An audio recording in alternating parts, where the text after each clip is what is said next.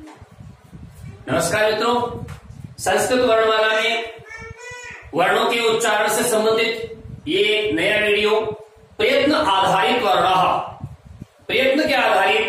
प्रयत्न पर आधारित वर्णों के विभिन्न प्रकार वो लेकर आपके सामने प्रस्तुत हुए हैं। आप हमारे YouTube चैनल बजरंगलाल सैनी गुरु को सब्सक्राइब कीजिए, अधिकाधिक इस वीडियो का और भी बहुत सारे वीडियो हैं उनका लाभ उठाइए। तो हम बात करते हैं प्रयत्न आधारित वर्णों की, कि प्रयत्न के आधार पर वर्णों को कितने भागों में बांटा गया है। पहले तो इससे पहले हम यह समझते हैं कि प्रयत्न है क्या। वर्णों के उच्चारण में या ध्वनि के उच्चारण में जिस मुक्तंत्र द्वारा जो विशेष प्रयत्न किया जाता है, जो विशेष भाव से प्रयास किया जाता है उच्चारण में, उस यत्न को हम प्रयत्न के नाम से जानते हैं। प्रकृष्टो यत्न प्रयत्न, विशिष्ट यत्न को प्रयत्न कहते हैं। यत्नो द्विधा, यत्न यानी प्रयत्न दो प्रकार का होता है। आभ्यंतर प्रयत्न जिनकी संख्या 5 है, बाह्य प्रयत्न जिनकी संख्या 11 है। आभ्यंतर प्रयत्न और बाह्य प्रयत्न। तो पहले बात करते हैं आभ्यंतर प्रयत्न की। आभ्यंतर का मतलब होता है आंतरिक।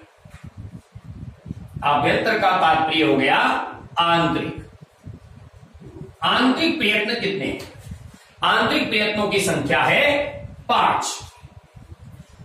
सबसे पहले हम देखते हैं स्पृष्ट प्रयत्न। यह पहला स्पृष्ट प्रयत्न, कार्योमावसाना स्पर्श, स्पर्श व्यंजनों को ही स्पृष्ट प्रयत्न कहते हैं।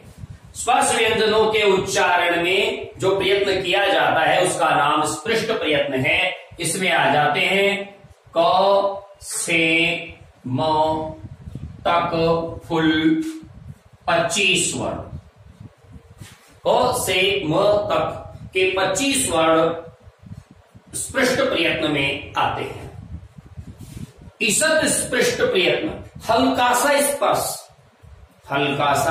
स्पर्श, अंतस्थानम, ईषद स्पृष्ट अंतस्थानम, अर्थात जो अंतस्थ वर्ण होते हैं उनको ईषद स्पृष्ट प्रयत्न आधारित वर्ण कहते हैं, या उनको ईषद स्पृष्ट वर्ण कहते हैं। कौन कौन से हैं?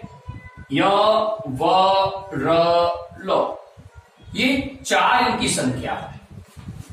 ये ईषद स्पृष्ट अर्थात इनके उच्चारण में मुख विवर में जिह्वा का अत्यंत हल्का सा स्पर्श न के बराबर तनिक होता है।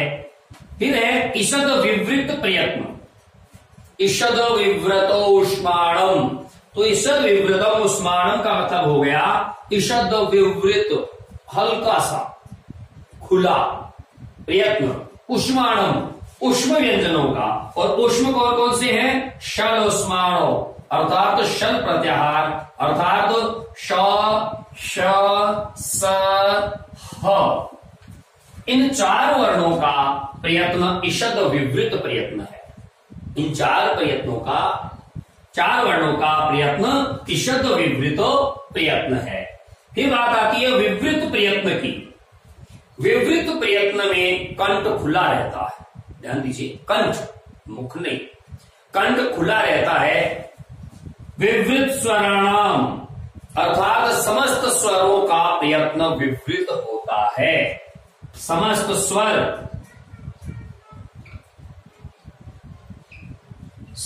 स्वर इसके अंतर्गत आ जाते हैं। फिर आता है संवृत प्रयत्न, ह्रस्व अवर्ण से प्रयोगे संवृतम। ह्रस्व अवर्ण से, जैसे मान लीजिए राम है, रमेश है, इनमें जो ह्रस्व अ प्रयोग दशा में संवृत होता है।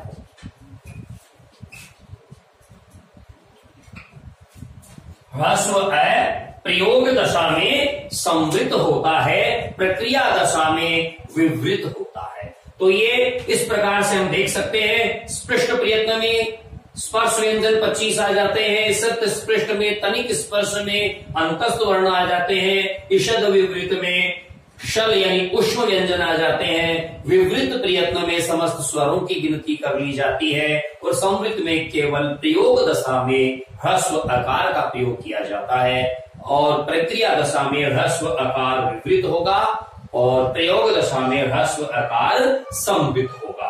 तो ये हमें ध्यान रखना है। तो ये थे आभ्यंतर प्रयत्न जिनकी संख्या 5 है। अब हम चर्चा करेंगे बाह्य प्रयत्नों की। बाह्य प्रयत्न जिनकी संख्या 11 है। बाह्य प्रयत्नों की संख्या 11 है। तो इसके बारे में हम चर्चा करते हैं। आप स्क्रीनशॉट इसका ले सकते हैं।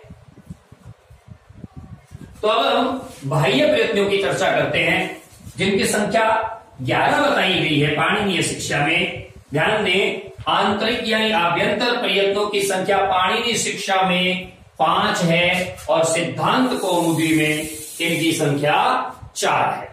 लेकिन फिलहाल हम बात कर रहे हैं बाह्य प्रयत्न की और बाह्य प्रयत्न की संख्या 11 है। वो 11 कौन कौन से हैं? विवार, श्वास, अघोष, संवार, नाद, घोष, अल्प प्राण, महाप्राण। देखिए इनकी संख्या हो गई 1 2 3 4 5 6 7 और 1 8। ये 8 जो प्रयत्न हैं बाह्य प्रयत्न, ये व्यंजन वर्णों के प्रयत्न हैं। ये व्यंजन वर्णों के प्रयत्न हैं। ध्यान दें, व्यंजन वर्णों के। बच गए उदात्त, अनुदात्त, स्वरित। उदात्त, अनुदात्त, स्वरित, ये 3 ये स्वर वर्णों के प्रयत्न हैं। ये स्वर वर्णों के प्रयत्न हैं। तो बाह्य प्रयत्नों की संख्या हो गई 8 और 3 11 है।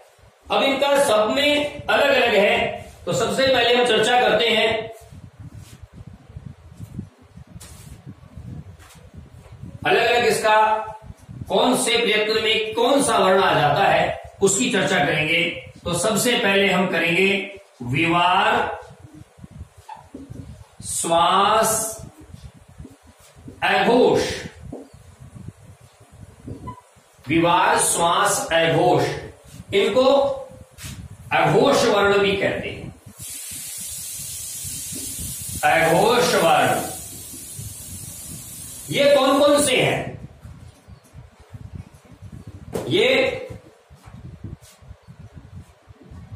क, ख, च, छ, ट, ठ, त, थ, प, फ। पहला दूसरा अक्षर। इसके अलावा श, श, स। तीनों जो सकार हैं वो अघोष वर्ण यानी विवार, श्वास, अघोष में आ जाते हैं।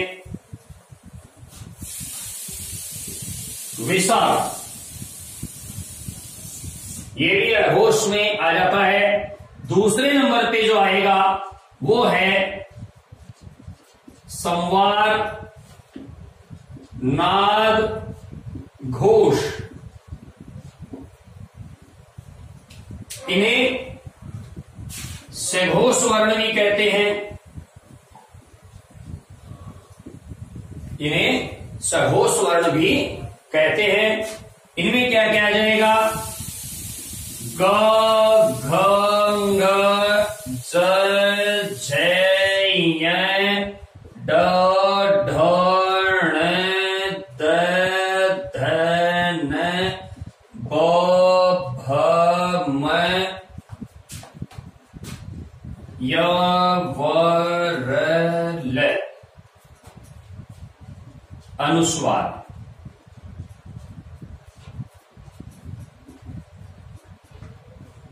और है ये संवार नाद घोष में इनकी गिनती की जाती है।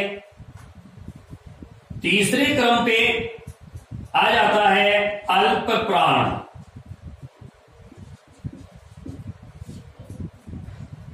पहले इसका मतलब है कि स्वर तंत्री में कंपन नहीं होता, इसलिए इनको अघोष कहते हैं। इनका मतलब है कि स्वर तंत्री में कंपन होता है, इसलिए इनको घोष कहते हैं। फिर है अल्प प्राण। अल्प प्राण का मतलब हो गया उच्चारण में प्राणवायु अत्यल्प मात्रा में निकलती है।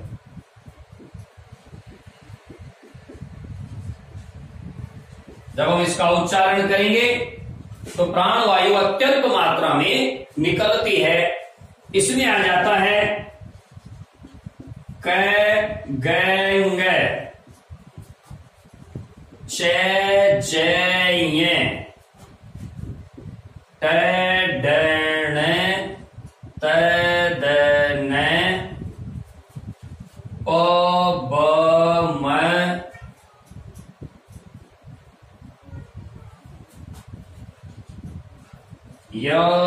यवरल। ये अल्प प्राण है। पहला तीसरा और पांचवा अक्षर अल्प प्राण होता है। अंतस्थ अल्प प्राण होते हैं, अनुस्वार अल्प प्राण होता है। अनुस्वार भी अल्प प्राण होता है। अगला है महाप्राण। महाप्राण का मतलब यह हो गया कि उच्चारण में प्राणवायु अधिक मात्रा में निकलती है, अधिक मात्रा में निकलती है। इसमें कौन कौन से आ जाएंगे जो इसमें नहीं आए हैं? कौन कौन से हैं वो जो इसके अंतर्गत आ सकते हैं? ख, घ, ठ, ढ, थ, ध, फ, भ, छ, झ, श, श, स, ह, विसर्ग। ये महाप्राण में आते हैं। अर्थात दूसरा चौथा अक्षर, उष्म व्यंजन और विसर्ग, ये महाप्राण में आ जाते हैं। महाप्राण के बाद अगला जो बचता है उसको कहते हैं उदात्त, अनुदात्त और स्वरित। उदात्त, अनुदात्त एवं स्वरित, ये स्वरों का प्रकार है। उच्चैरुदात्त है, उच्चैरुदात्त है अर्थात उच्च भाव में उदात्त स्वर, निचैरनुदात्त है निम्न भाव में अनुदात्त स्वर, समाहार स्वरितः, समाहार समभाव में स्वरित स्वर।